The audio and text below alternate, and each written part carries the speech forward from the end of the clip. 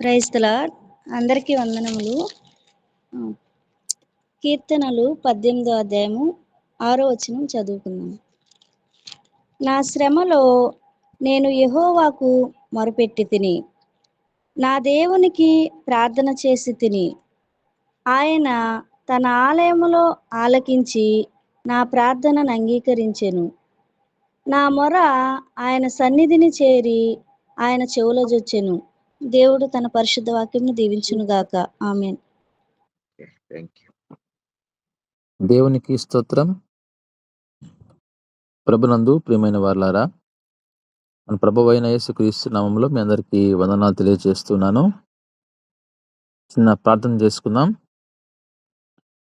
మహాగణుడా, మహోన్నతుడా, పరిశుద్ధుడా, నిత్య నివాసి, నిన్న నేడు నిరంతరము ఏకరీతికి ఉన్నటువంటి మా ప్రియ పరలోకపు తండ్రి, మీ ఘనమైన శ్రేష్టమైన నామానికి స్తోత్రం తండ్రి. అయినా గత రాత్రంతా కూడా మమ్మల్ని మీ రెక్కల చాటున భద్రపరిచారు ప్రభువా. మా యొక్క ఐయుసివైటీ పరిచర్యలో ఎవరైతే పాల్గొంటున్నారో వారందరికీ కూడా ఎవరికి ఎటువంటి ఇబ్బంది కలగకుండా క్షేమంగా కాపాడిన విధానం బట్టి వందనాలు తెలియజేస్తున్నాం. అయా, ఈ ఉదయకాల సమయంలో తండ్రి, మొదటి గడియ మీతో గడిపేటువంటి భాగ్యం మీరు మాకు ఇచ్చారు నాయనా. మా అందరికి కూడా చురుకైన మెలకు ఇచ్చారు తండ్రి. ఈ సమయంలో ప్రభువా, వాక్యాన్ని చెప్పబోతుండగా నన్ను ప్రభు మీరు జ్ఞాపకం చేసుకోండి నాయనా. నన్ను మీరు బోరగా వాడుకోండి తండ్రి. వాక్యం వింటున్న ప్రతి ఒక్కరు కూడా తండ్రి, ఉదయకాలంలో ఉన్నాం గనుక తండ్రి, మత్తులై ఉండకుండా శ్రద్ధగా వాక్యాన్ని వినడానికి తగినటువంటి మంచి మనసు దయచేయమని, ఆ ఓపిక తండ్రి ప్రతి ఒక్కరికి దయచేయమని మీకే మహిమ ఘనత ప్రభావములు చెల్లించుకుంటూ యేసుక్రీస్తు నామములో అడిగి పెట్టుకుంటున్నాను తండ్రి. ఆమేన్. ఆమేన్. ఆమేన్. ఆమేన్. ఆమేన్. ప్రభునందు ప్రియమైన వారలారా, ఈరోజు మనము దేవుడు మనం ప్రార్థన చేసినప్పుడు ఆయన మన ప్రార్థన ఆలకిస్తాడు అనే అంశం గురించి మన వాక్య భాగాన్ని వినబోతున్నాం. ప్రార్థన అనేది చాలా ప్రాముఖ్యమైనది. క్రైస్తవ జీవితంలో ప్రార్థన లేకుండా మనము ఒక పని కూడా మనం ప్రారంభించలేం. మనము ఏదైనా ఒక పని ప్రారంభించాలన్నా, ఒక ప్రయాణం ప్రారంభం చేయాలన్నా, లేదు మనము నిద్ర లేచిన వెంటనే మన యొక్క పనిబాటులోకి వెళ్ళక ముందు మొట్టమొదటిగా మనము ప్రార్థన చేసుకునే వారిగా ఉండాలి. క్రైస్తవునికి ప్రార్థనా జీవితము చాలా ప్రాముఖ్యమైనది. ప్రార్థన అనగా దేవునితో మనం మాట్లాడడం. ఒక క్రైస్తవ జీవితంలో ప్రార్థన లేకపోతే ఆ జీవితంలో ఆశీర్వాదాలు, ఆ కుటుంబంలో ఆశీర్వాదాలు ఉండవు అనే విషయాన్ని జ్ఞాపకం చేసుకోవాలి. ప్రార్థన అనగా మనందరూ తెలుసు, మనము దేవునితో మాట్లాడడం. మనము దేవునితో ఏ విధంగా మాట్లాడుతున్నాము అనేది కూడా మనందరం ఒకసారి ఆలోచించాలి. మనం చూసినప్పుడు కూడా చాలామంది క్రైస్తవులకు కూడా ఇప్పటికీ ప్రార్థన చేయడం రానటువంటి వారు అనేక మంది ఉంటున్నారు. కారణము వారికి ఉన్నటువంటి బలహీనత కావచ్చు, లేకపోతే దేవునితో మాట్లాడడం వాళ్ళకి చేత కాకపోయి ఉండొచ్చు. కనుక మనము మొట్టమొదటిగా క్రైస్తవునిగా నీ జీవితాన్ని కొనసాగిస్తున్నప్పుడు ప్రార్థన చేయడం మనం నేర్చుకోవాలి. ప్రార్థన చేయడం మన బిడ్డలకు నేర్పించాలి. దావీదు కూడా రాజుగా ఉన్నాడు, అయినప్పటికీ కూడా ప్రార్థన చేయడం మర్చిపోయేవాడు కాదు. ప్రార్థనకి అంత ప్రాముఖ్యత ఉంది. మన జీవిత ప్రయాణంలో మనం పోయే మార్గము దేవుడు సరళం చేయాలంటే ప్రార్థన చాలా అవసరమైనది అనే విషయాన్ని జ్ఞాపకం చేస్తున్నాను. అదే సమయంలో ప్రార్థన కూడా చేసేటప్పుడు మనము ఏ విషయం కొరకు ప్రార్థన చేస్తున్నాము అనేది గూడా మనం నేర్చుకోవాలి. మనకు ఇవ్వబడిన అంశము, దాని విషయమై మనం ప్రార్థన చేసేవారుగా ఉండాలి. ఏ సందర్భంలో మనం ప్రార్థన చేస్తున్నామో అనేది గూడా మనము జ్ఞాపకం చేసుకునే పరిస్థితుల్లో ఉండాలి. ఎందుకంటే మనము దేవునికి విజ్ఞాపన చేసేటప్పుడు, నీ విజ్ఞాపన దేవునికి చేరడానికి నువ్వు చేసే ప్రార్థన విధానము చాలా ప్రాముఖ్యమైంది. కనుక మనము దేవుడు తప్ప మనకు ఎవరు కూడా లేరు అనే విషయాన్ని జ్ఞాపకం చేసుకుందాం. ఇక్కడ మనం చూసినప్పుడు 18వ కీర్తనలో 31వ వచనంలో 32వ వచనాన్ని గమనించినప్పుడు, యెహోవా తప్ప దేవుడేడి? మన దేవుడు తప్ప ఆశ్రయ దుర్గమేది? నాకు బలము ధరింపచేయువాడు ఆయనే, నన్ను యథార్థ మార్గమున నడిపించువాడు ఆయనే. దావీదు రాస్తూ ఈ మాటలు అంటున్నాడు. నాకు దేవుడు ఒక్కడే గదా! యెహోవా దేవుడు మాత్రమే నాకు దేవుడు కదా! ఆయనే నాకు ఆశ్రయ దుర్గము కదా! నాకు బలమిచ్చేది ఆయనే, నన్ను మంచి మార్గంలో నడిపించేది కూడా ఆయనే కదా! అనేటువంటి ఒక ఆధారపడే జీవితాన్ని ఇక్కడ మనం చూస్తున్నాం.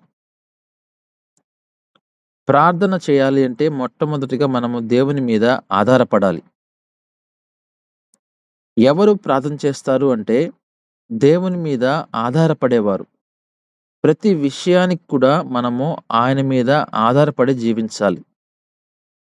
ఎప్పుడైతే మనము ఆయన మీద ఆధారపడతామో, ఆయన తప్ప నాకెవ్వరు లేరు అనేటువంటి ఆలోచన నీకొస్తుందో, అప్పుడు నువ్వు ప్రార్థన చేయడానికి సిద్ధపడతావు. ప్రార్థన అనగా నువ్వు ఏమైతే దేని విషయం మీద ఆధారపడుతున్నావో అవన్నీ కూడా నువ్వు ఆయనకి చెప్తావు. నీ సమస్యలు గావచ్చు, నీ శ్రమలు గావచ్చు, నీ శోధనలు గావచ్చు, అవన్నీ కూడా దేవునికి వివరిస్తావు. ఇలాంటి శోధనలు నేను ఎదుర్కొంటున్నానయ్యా, నేను నీ మీద ఆధారపడి ఉన్నాను, నాకు మరి సహాయం చేస్తావా? అనేదే విజ్ఞాపన. అలాంటి ప్రార్థన మనం దేవునికి చేయాలంటే మొట్టమొదటిగా నీలో ఈ ఆలోచన రావాలి. నాకు దేవుడు తప్ప ఇంకెవ్వరు లేరు. నాకెవ్వరు గూడా సహాయం చేయరు. నా బలమంతా ఆయనే కదా! నన్ను నడిపించేది ఆయనే కదా! నా మార్గాన్ని సరళం చేసేది ఆయనే కదా! అనేటువంటి ఒక మంచి ఆలోచన నీకొచ్చినప్పుడు దావీదులాగా నీవు ప్రార్థన చేస్తావు. దావీదు ఎన్నో శ్రమలు అనుభవించాడు. తన జీవిత ప్రయాణంలో దావీదు గొర్రెల కాపరిగా ఉన్నప్పటి నుంచి గూడా, రాజుగా అయ్యేంత వరకు కూడా ఎన్నో శ్రమలు అనుభవించాడు. రాజుగా అయినప్పటికి కూడా కొన్ని సందర్భాల్లో మనశ్శాంతి లేని జీవితం దావీదు జీవించాడు. అందుకే రాజు అయినప్పటికి కూడా దావీదుకి తెలుసు, నేను రాజు అవ్వడానికి గల కారణం ఎవరు? దేవుడు గనుక ఆయన మీద నేను ఆధారపడాలి. ఆయనకు నేను ప్రార్థన చేయాలి అనే ఒక మంచి ఆలోచన దావీదులో ఉంది. ఈ వాక్య భాగాన్ని మనం చూస్తే ప్రశ్న వేస్తున్నాడు. నాకెవరున్నారింకా? నా బలమంతా ఆయనే కదా! కాబట్టి మన జీవితంలో గూడా మనం గూడా ఈ యొక్క విషయాన్ని తెలుసుకోవాలి. ఎన్నో శ్రమలు రావచ్చు. ఎన్నో సమస్యలు రావచ్చు. అయినప్పటికి కూడా మనము దేవుని మీద ఆధారపడి, మనము ఆయనకు ప్రార్థన చేసుకుంటూ ముందుకు వెళ్ళాలి. ఇక్కడ మనం చూస్తున్నప్పుడు మొదటి వచనాన్ని మనం గమనిస్తే 3వ వచనం వరకు దేవుని యొక్క గొప్పతనాన్ని మనం చూస్తాం. దావీదు రాస్తూ అంటాడు, నా బలము నీవేనయ్యా, నేను నిన్ను ప్రేమిస్తున్నాను. నా శైలము నీవే, నా కోట, నన్ను రక్షించువాడు, నా కేడము, నా రక్షణ శృంగము, నా ఉన్నత దుర్గము, నా దేవుడు, నేను ఆశ్రయించి ఉన్న నా దుర్గము. ఇంత గొప్పగా దేవుణ్ణి మరి దావీదు వర్ణిస్తున్నాడు, వివరిస్తున్నాడు. ఇంత గొప్ప దేవుడు మనకుండగా మనకింకెవరు కావాలండి? కాబట్టి మన బలము ఆయనే కదా! ఈరోజు మనకు బలం ఇవ్వాలంటే, మనకు బలం గావాలంటే మనం దేవుడిని అడగాలి. మన కేడెము ఆయనే.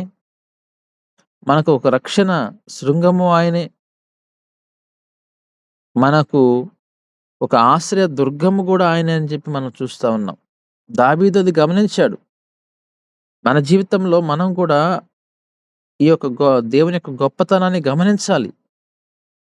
నీకు శ్రమలొచ్చినప్పుడు, సమస్యలొచ్చినప్పుడు, శోధనలొచ్చినప్పుడు కృంగిపోతున్నావు అంటే నువ్వు దేవుని యొక్క గొప్పతనాన్ని గుర్తించలేకపోతున్నావు. లేకపోతే జ్ఞాపకం పెట్టుకోలేకపోతున్నావు. లేకపోతే ఆ విషయాన్ని మర్చిపోతున్నావు. మన దేవుడు నిన్న, నేడు, నిరంతరము ఏకరీతిగున్న దేవుడు.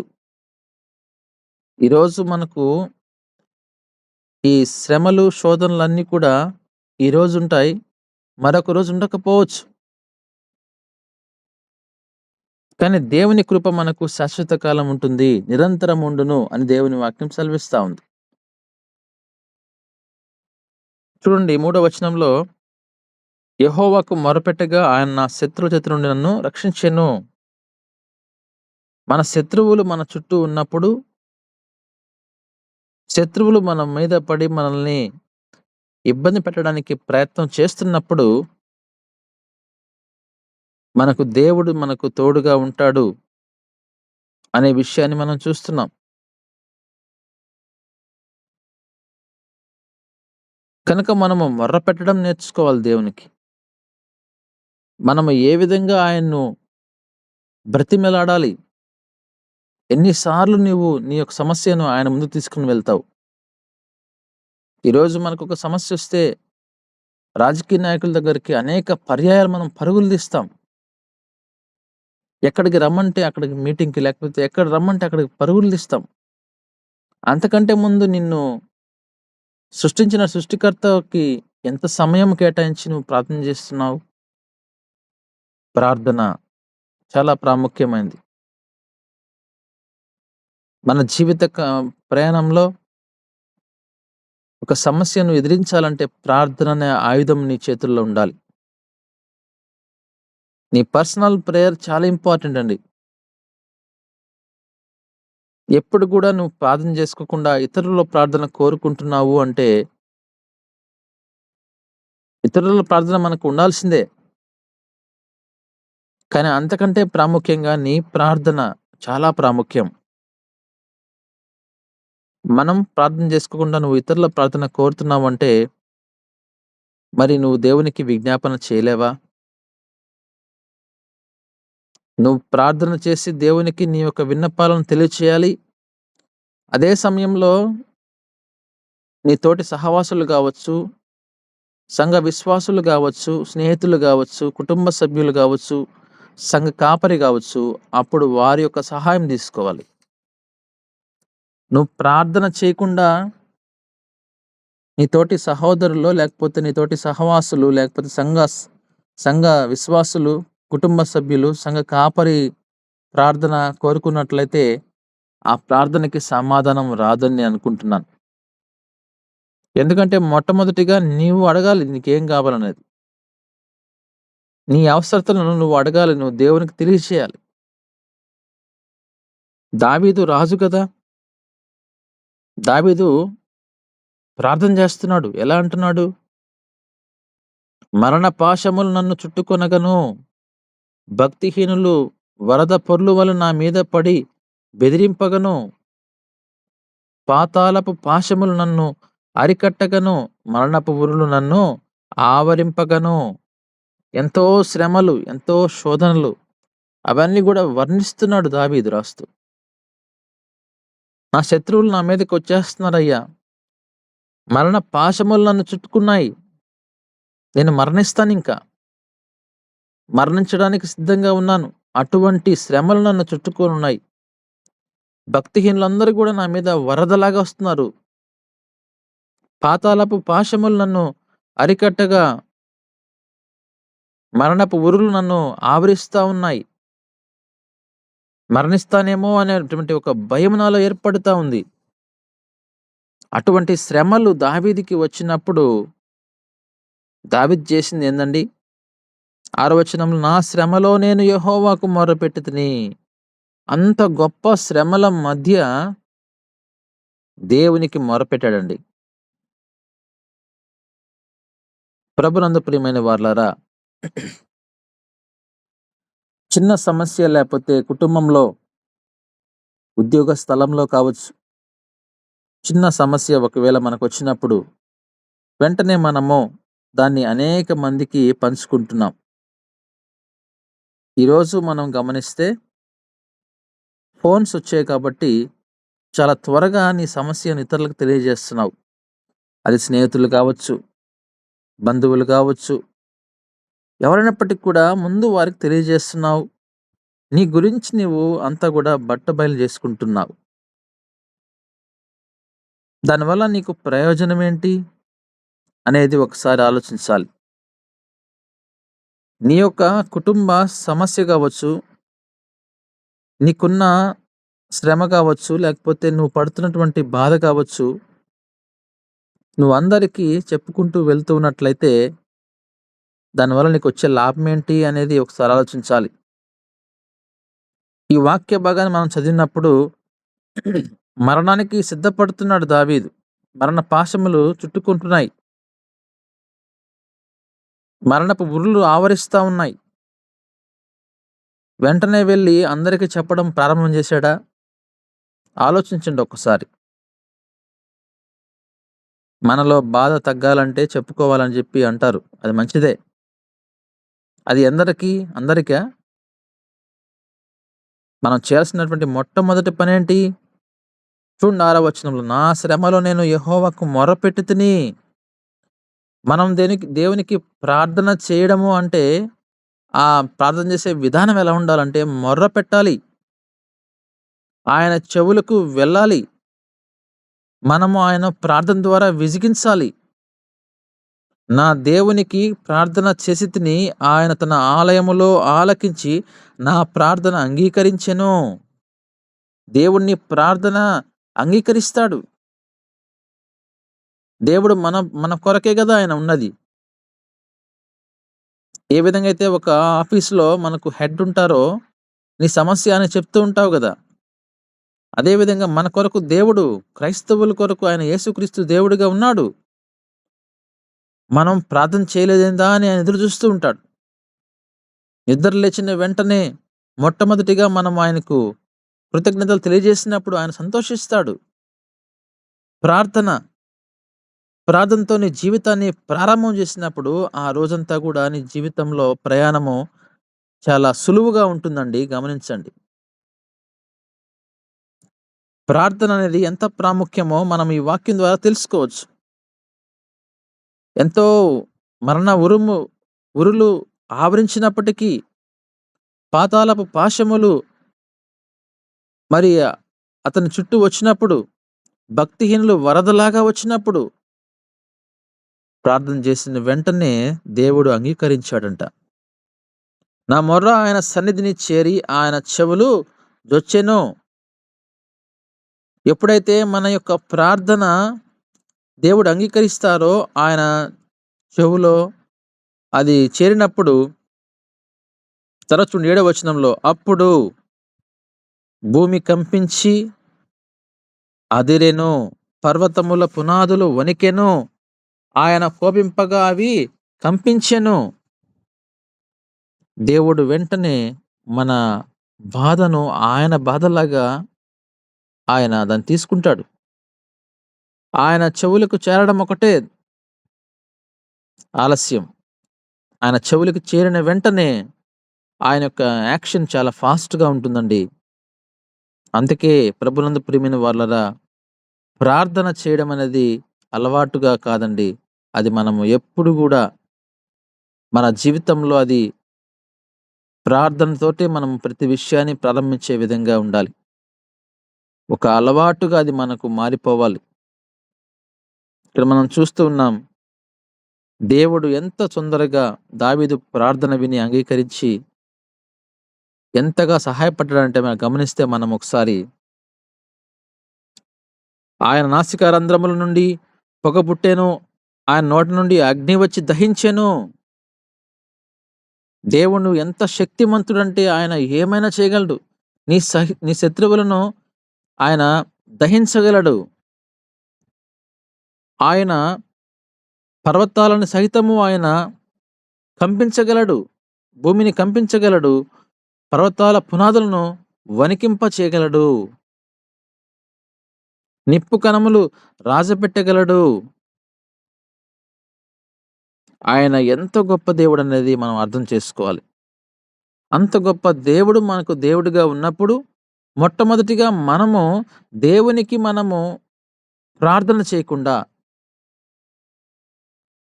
ఇతరులకు మనము చెప్తున్నాము అంటే నువ్వు బలహీనుడివి అనే విషయాన్ని జ్ఞాపకం పెట్టుకో. ఎప్పుడైతే ఈ ఫోన్స్ వచ్చాయో అప్పటి నుంచి జీవితాలు చాలా దారుణంగా దేవునికి దూరమైపోతున్నాయి. కారణము దేవునితో మాట్లాడకుండా, దేవునికి ప్రార్థన చేయకుండా నీ సమస్యను ఇతరులకు చెప్పినట్లయితే ఆ సమస్య ఒక మనుషుడు తీర్చగలడా అండి? ఇంత గొప్ప దేవుడు మనకు దేవుడిగా ఉన్నప్పుడు నీ సమస్యను ఆయనతో చెప్పడానికి మనం ఇష్టపడాలి కదా. నా జీవితంలో నేను ఎన్నో శ్రమలు, సమస్యలు ఎదుర్కొన్నాను. ఎవ్వరికి కూడా నేను చెప్పడానికి ఇష్టపడను. ఎందుకని అంటే నాకు తెలుసు, ఇప్పుడున్నటువంటి ఈ పరిస్థితుల్లో ఈ మనుషులు లేకపోతే సమాజము ఎవ్వరు కూడా మన సమస్య విని తీర్చేవారు లేరు. దాన్ని తీర్చడానికి ప్రయాసపడేవారు లేరు.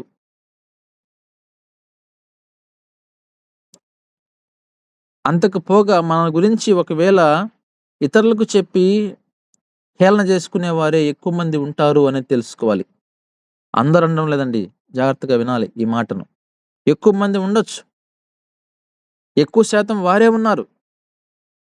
అదే సమయంలో మన గురించి ప్రార్థన చేసేవారు కూడా ఉంటారు, మన గురించి ప్రయాసపడేవారు కూడా ఉంటారు, నేను కాదనడం లేదు. కానీ అంతకంటే ముందుగా మనము దేవునికి విన్నపం చేయాలి కదా, దేవునికి విజ్ఞాపన చేయాలి కదా, ఆయనకు మన సమస్యను ఆయన ముందు పెట్టాలి కదా. మన సమస్య ఆయన ముందు పెట్టకుండా ఈ రోజున ఒక కోర్టు ఏర్పడింది, ఆ కోర్టులో జడ్జి ముందు సమస్య పెట్టకుండా ఆ సమస్య పరిష్కారం ఎలా వస్తుందండి? ఈరోజు మన జడ్జి ఎవరు? మన దేవుడే మన జడ్జి. కనుక ప్రభునందు ప్రియమైన వార్లరా, ఆయన అంటున్నాడు, దేవునికి కోపం వచ్చింది, వచ్చిన వెంటనే ప్రార్థన ఆలకించిన వెంటనే ఆయన అన్ని సహాయం చేస్తూ వస్తున్నాడు. చూడండి 18వ వచనంలో, ఆపత్కాలమందు వారు నా మీదికి రాగా యెహోవా నన్ను ఆదుకొనెను. ఆపత్కాలమందు వచ్చినప్పుడు దేవుడు మనల్ని ఆదుకుంటాడు. మనకి ఇంకేం భయం ఉంటుంది? ఇంకేం కావాలి మనకు? నువ్వు ఆపత్కాలంలో ఉన్నావు అప్పుడు నువ్వే దేవునికి మొరపెడితే నిన్ను వెంటనే ఆయన ఆదుకుంటాడండి. కనుక ఇంకా 39వ వచనం గమనించినప్పుడు కూడా, యుద్ధమునకు నీవు నన్ను బలము ధరింపచేసితివి. యుద్ధానికి వెళ్తున్నావు, నీకు బలం కావాలంటే నీకు దేవుడు బలం ఇస్తాడు. నువ్వు ఎగ్జామ్కి వెళ్తున్నావు, నువ్వేం చేయాలా? ప్రార్థన చేసుకొని ఎగ్జామ్కి బయలుదేరాలి. ఉద్యోగానికి వెళ్తున్నావు, ప్రార్థన చేసుకొని నువ్వు ఉద్యోగానికి వెళ్ళాలి. ఏదైనా ప్రయాణం చేస్తున్నావు, ప్రార్థన చేసుకొని ప్రయాణం చేయాలి. మనం ఎక్కడికి వెళ్తున్నప్పటికీ కూడా మన ప్రార్థన అనేటువంటి ఆయుధాన్ని తీసుకొని మనం ముందుకు వెళ్ళినప్పుడు దేవుడు మనకు బలమిస్తాడు. నా మీద లేచిన వారిని నా క్రింద అణచివేసితివి అంటున్నాడు దావీదు.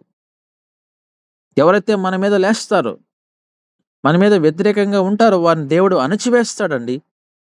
అంతకంటే మనకేం కావాలి? ఇవన్నీ జరగాలంటే మొట్టమొదటిగా నీ నోట్లో నుంచి ప్రార్థన రావాలి. ఆ ప్రార్థన ఎలా చేయాలి? మన పరిసయ్యుడు గురించి, సుంకరి ప్రార్థన గురించి మనం నేర్చుకున్నాం. సుంకరి ప్రార్థన చాలా క్లుప్తంగా ఏది అవసరమో అది మాట్లాడాడంతే. ఈరోజు పరిసయ్యుల ప్రార్థన ఎక్కువైపోయింది. విస్తారమైన ప్రార్థన, అర్థము లేనటువంటి ప్రార్థన, దేవుడికి అర్థం గాని ప్రార్థన, సుంకరి ప్రార్థన, తగ్గించుకునే ప్రార్థన, సుంకరి ప్రార్థన, దేవుడు అంగీకరించే ప్రార్థన, సుంకరి ప్రార్థన, దేవుడు నీతిమంతుడుగా సుంకరిని తీర్చే ప్రార్థన. ప్రభునందు ప్రియమైన వాళ్ళారా, ఏ ప్రార్థన ఈరోజు నువ్వు చేయగలుగుతున్నావు? చూడండి, చివరిగా నేను ఒక మాట చదువుతాను. 41వ వచనాన్ని మనం గమనించినప్పుడు, వీరు భక్తిహీనుల గురించి ఇక్కడ మనం చూస్తున్నాం. వారు నా శత్రువులను వెనుకకు నీవు మళ్ళొచ్చేసితివి, నన్ను ద్వేషించు వారిని నేను నిర్మూలన చేసి తిని, వారు మొరపెట్టిరి గాని ఎవరు వారు? శత్రువులు మొరపెడతారు. ఇక్కడ మళ్ళీ శత్రువులు కూడా మొరపెడతారంట. శత్రువులు వారు మొరపెట్టిరి గాని రక్షించువాడు లేకపోయాను. ఈరోజు భక్తిహీనులు మొరపెడతారు. భక్తి లేకుండా నువ్వు మొరపెట్టి ఏం లాభం అండి? నువ్వు చేసేదే ఇతరులని నువ్వు ఇబ్బంది పెట్టాలని చూస్తున్నావు. ఆ సమయంలో నువ్వు ప్రార్థన చేస్తావా? ఆ ప్రార్థన దేవుడు అంగీకరిస్తాడా? వారు మొరపెట్టుదురు కానీ రక్షించువాడు లేకపోయాను. యెహోవా వారు మొర పెట్టుదురు గాని యెహోవాకు వారు మొరపెట్టుదురు గాని ఆయన వారికి ఉత్తరం ఇయ్యకుండెను. వారికి దేవుడు సమాధానం ఇవ్వడు. భక్తిహీనులకు ఇతరుల కుటుంబాలు కావచ్చు, లేకపోతే ఇతరులను ఇబ్బంది పెట్టేటువంటి వారికి ఆయన ఆన్సర్ ఇవ్వడు, సమాధానం ఇవ్వడు. నువ్వు ప్రార్థన చేసుకోవాల్సిందే. నామకార్థకంగా ఒకవేళ ప్రార్థన చేసుకుంటూ ఉండాల్సిందే గాని నీ ప్రార్థనకు సమాధానం రాదు. అయితే వాళ్ళు ఎలా ఉంటారో తెలుసా? వాళ్ళ జీవితం ఎలా ఉంటుంది? అప్పుడు గాలికి ఎగురు ధూళి వలె నేను వారిని పొడిగా కొట్టితిని, వీధులు పెంటను ఒకడు పారబోయినట్లు నేను వారిని పారబోసితిని. వారు ఒక గాలిలాగా ఉంటారు. వాళ్ళు ఒక గాలికి ఎగిరిపోయే ధూళిలాగా ఉండిపోతారు వాళ్ళు. భక్తిహీనులు చెదరగొట్టు పొట్టువలే ఉందురు అని వాక్యం సెలవిస్తాం. మన జీవితాలు మరి ఈరోజు ఎలా ఉన్నాయి? మరి భక్తిహీనులాగా మన జీవితం ఉందా? ఆ విషయాన్ని మనం ఒకసారి గమనించాలి. ప్రభునందు ప్రియమైన వారలారా, మన జీవితంలో మనము ప్రయాణం చేసేటప్పుడు ప్రార్థనకు చాలా ప్రాముఖ్యత ఇవ్వాలి అని మనం తెలుసుకుంటున్నాం. దావీదు ఎంతో మంది దావీదుని చుట్టుముట్టినప్పుడు దావీదు చేసింది ఒకటే అండి, అందరికి కూడా ప్రార్థన చేశాడు. ఈరోజు నువ్వు బలహీన పడుతున్నావు అంటే నువ్వు ప్రార్థన అనేది చాలా ఆయుధంగా నువ్వు తీసుకోవాలి. దావీదు తన జీవితంలో ప్రార్థనతో ప్రారంభించేవాడు. దావీదుని మనం గమనించినప్పుడు క్షమాపణ కోరుకొని కూడా ప్రార్థన చేశాడు. అయ్యా నన్ను క్షమించు ప్రభువా అనే ప్రార్థన. ప్రార్థనలో అనేక రకాల ప్రార్థనలు, క్షమించే ప్రార్థనలు, కృతజ్ఞత ప్రార్థన, స్తుతి ప్రార్థన, విజ్ఞాపన ప్రార్థన. ఏ సమయంలో ఏ ప్రార్థన కావాలో ఆ ప్రార్థన చేసుకోవాలి. ఏ విధంగా మనం ఆయనకు స్తుతులు చెల్లించాలో ఆ విధంగా ఆ సమయంలో స్తుతులు చెల్లించాలి. కనుక ప్రభునందు ప్రియమైన క్రైస్తవ బిడ్డలారా, ఈరోజు మన జీవితంలో ప్రార్థన ఉందా? ప్రార్థన చేసుకుంటూ నువ్వు ముందుకు వెళ్తున్నావా లేదా? నీ సమస్య వచ్చినప్పుడు మరి దేవునితో చెప్పుకుంటున్నావా? ఆయనకు విన్నవిస్తున్నావా? ఆయనకు వివరిస్తున్నావా నీ యొక్క సమస్య గురించి? ఒకసారి ఆయనకు వివరించు, ఎంత బాగుంటుందో. వివరించినప్పుడు ఆయన పరిష్కారం చేయడంటారా? అంత గొప్పగా దావీదు వివరిస్తున్నాడు కదా, నా బలము, నా శైలము, నా కోట. అంత గొప్ప దేవుడు మనకున్నప్పుడు మనకి ఇంక మనుషులతో ఏం పనండి? అందుకే వాక్యం ఉంది, మనుష్యులను ఆశ్రయించడం కంటే యెహోవాను ఆశ్రయించుట మేలు. రాజులను నమ్ముకున్నట్టు కంటే యెహోవాను ఆశ్రయించడం మేలు. ఎందుకంటే మన దేవుడు అన్ని నామముల కన్నా పైనున్న గొప్ప నామం మన దేవుని యొక్క నామము. రాజుల కంటే పరమ రాజు, గొప్ప రాజు ఆయన. డాక్టర్ల కంటే గొప్ప డాక్టర్ ఆయన. సృష్టికర్త అండి ఆయన. ఎవరైతే ఈ రోజున గొప్ప వ్యక్తులుగా పిలువబడుతున్నారో, సైంటిస్టులు కావచ్చు, డాక్టర్స్ కావచ్చు, ప్రధానులు కావచ్చు, ఈ దేశంలో గొప్పవారు, ప్రపంచంలో గొప్పవారందరినీ సృష్టించిన సృష్టికర్త ఆయన. మరి ఆయన గొప్ప దేవుడు కదా. ఆ దేవుడు మనకున్నప్పుడు మనకి ఇంకెందుకండి భయము? సమస్యలు, శ్రమలు ఈరోజు వస్తాయి, రేపు వెళ్ళిపోతాయి.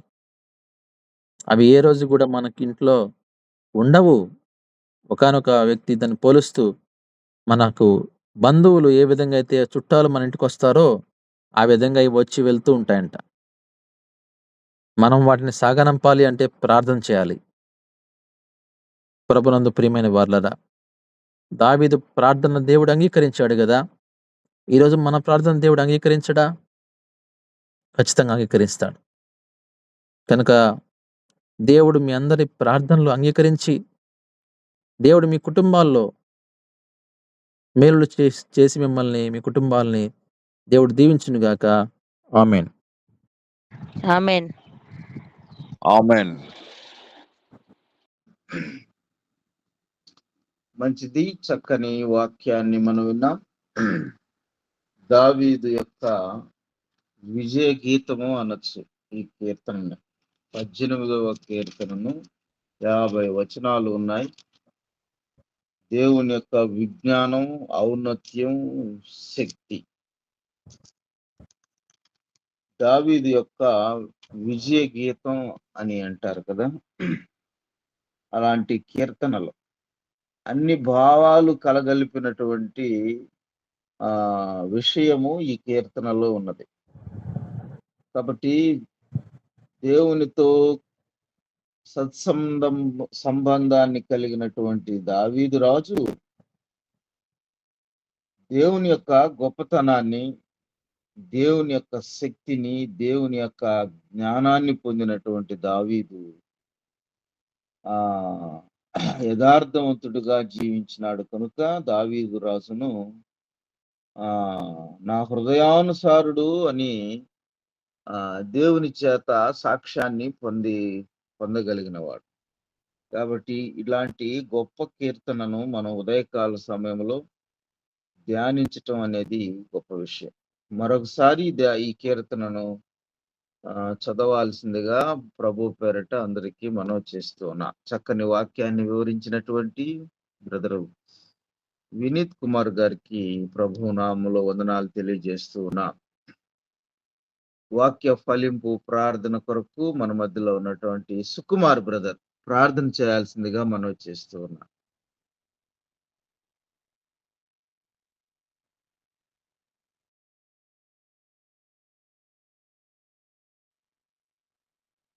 సుకుమార్. స్తోత్రం స్తోత్రం స్తోత్రం స్తోత్రం. స్తుతులకు పాత్రుడా, ఆరాధనకు యోగ్యుడా, నీకు వందనాలు, స్తోత్రాలు ప్రభా. ఉదయ కాలంలో నాయన అయా మమ్మల్ని అందరినీ ఈ రీతిగా ప్రభా సమకూర్చి, ఈ రీతిగా ప్రభా దైవ సేవకులను ప్రభా నిలవబెట్టుకొని నోటి బూరగా వాడుకున్నందుకు నీకు వందనాలు, స్తోత్రాలు ప్రభా. నీకు వందనాలు. ఇదిగో ప్రభా అయా నీ దాసుని నోటి నుంచిన ప్రతి మాటను బట్టి నీకు వందనాలు, స్తోత్రాలు చెల్లిస్తున్నాను ప్రభా.